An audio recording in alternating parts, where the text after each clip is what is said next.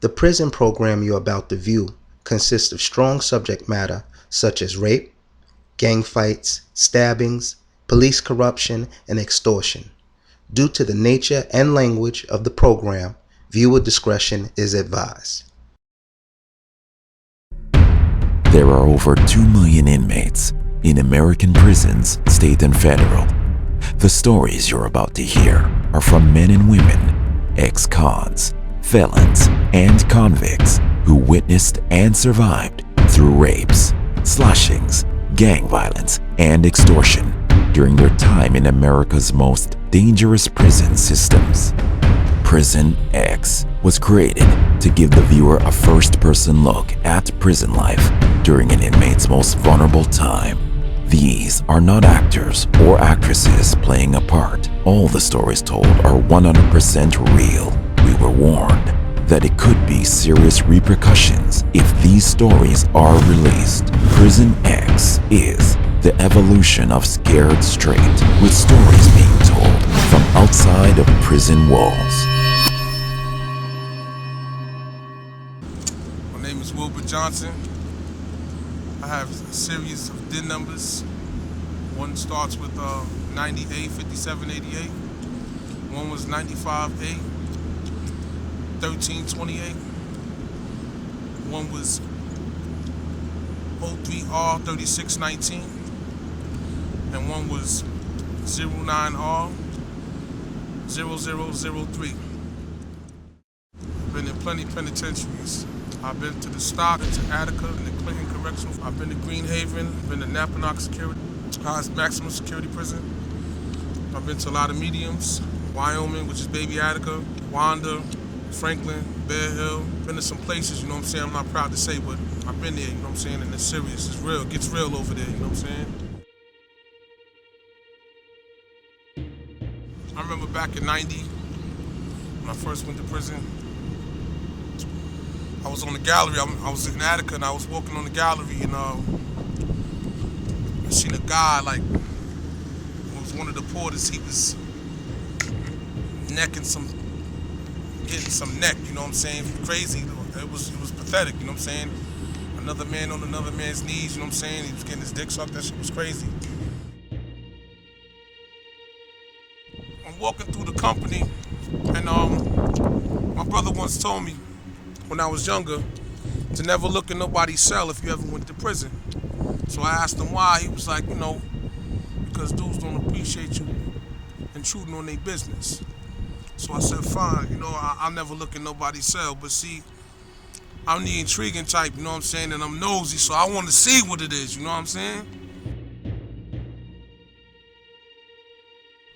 It's wild hot in the prison, you know what I'm saying? It's crazy. The heat is sweltering, niggas farting. It's crazy. It's just like it's crazy demise in prison, you know what I'm saying? I'm coming through and I just happens to look to your right, you know what I'm saying? And I'm like, damn man, this is crazy.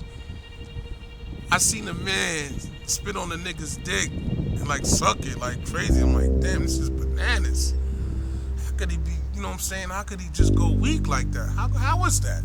You know what I'm saying? Like, really though, like, what goes through your mind? Like, if you sucking a nigga's dick, what really goes through your mind? Why you sucking a man's dick? That's crazy. So he's like, yo, fat boy, yo, come here. I was like, yo. He's like, yo, what you looking at? What you doing?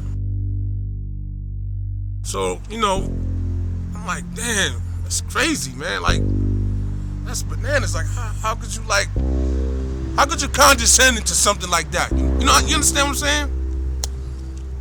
So homeboy told me, don't be on the gate in the morning. So I asked the Spanish porter that was going by, I was like, yo, what does he mean by don't be on the gate in the morning? He like, well, son said you was looking in the cell and, you know, he felt like you violated him, so, you know, he wanted to G-check you, and that's that. I was like, what? He's like, yo, listen, man, I don't like that nigga anyway. So here. He gives me a sharpened toothbrush wrapped up in the sheets, the cloth of the sheets wrapped up. So it was an ice pick about this big, but it was made out of a toothbrush. melted down together real hard, fine. It was like almost like plexiglass. So the whole night I didn't sleep. I was nervous. I shitted like 3 times while I was sleeping. You know what I'm saying? When I got up to take a shit, I kept using the bathroom. I was just really nervous, really jittery. I wasn't myself, that's what I'm saying. So I goes and I gets up and they call gallery child. The police rings the bell one time. That's for you to, prepare yourself. The second bell is to prep yourself for child. To go to child, I'm sorry, excuse me. So I'm up. I seen the Spanish guy that was the porter. He tells me, he said, yo man, listen man, this is what it is right here. So boom, I just hurry up. I followed up with this. I walks real slow to the dude. He got his back turned, he's talking. And I just grabbed him by the back of his hood and his shirt. I pulled this, I put him in a headlock, and I stabbed him up in his upper shoulder blade in his chest on his left side because I had him from my right. So I'm a lefty, so I'm gunning this dude down. So it's all in the gumbo of everything, you know what I'm saying? Because dudes is like trying to pull me off of him. Some dudes is telling me to get him, you know what I'm saying? Because a lot of the people were scared of him, but I wasn't afraid of him because I'm a lion, you know what I'm saying? While I was saying this motherfucker out, you know what I'm saying? This motherfucker starts screaming and yelling and crying and shit. Get off me. Somebody help me, get this dude off me, please.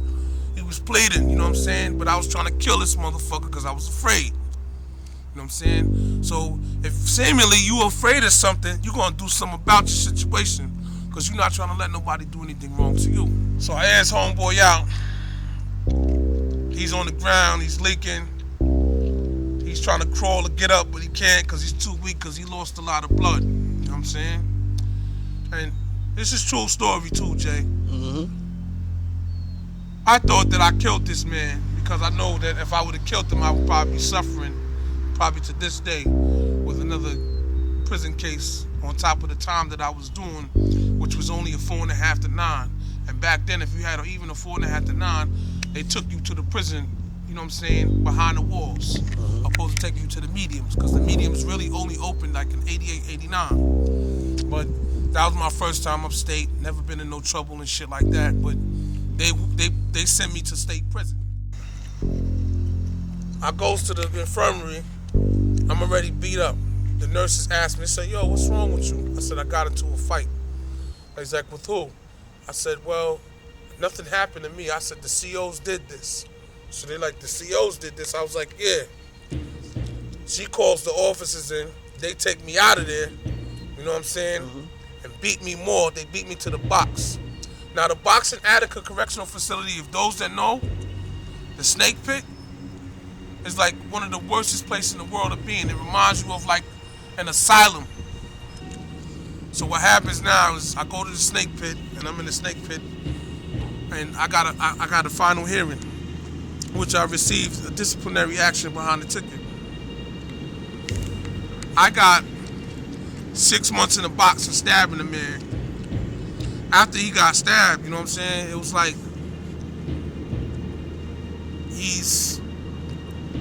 I go back to the company. He's not on the company, but they sent me back to the same company. So now I feel like I got beef right now. So the porter, which they called Angel, Magada, AKA, he was like, yo, man, listen, just always be on point, man. Don't worry about nothing. I got your back. He was a guard body dude. Was there called Sincere, Magada.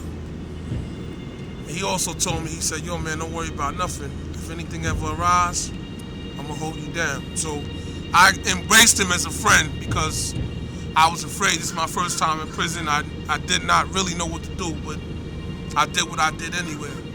So I remained quiet because I feel like silence sometimes to most people should be golden. And that was like one of the worst experiences of my life, to be in prison in that setting, because the second day I was there, I had to stab a man because I was afraid for my life. So you would feel the same way as somebody told you to step out the gallery and get your head right in the morning, because he wants to step to you and you don't know what he's gonna do to you. So you just step to your business because this is the only way, this is the only thing you know, is to feel like it's either my life or your life. I tried to murder this dude, but I knew that inside something was telling me, stab him a couple of times, because if I would have continuously stabbed him, he would probably died. The man suffered about 22 stab wounds to his chest.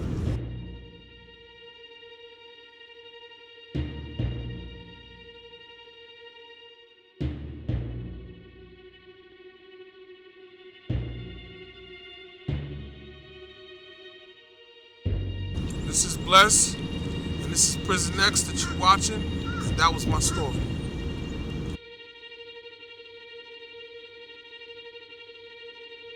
This is Prison X.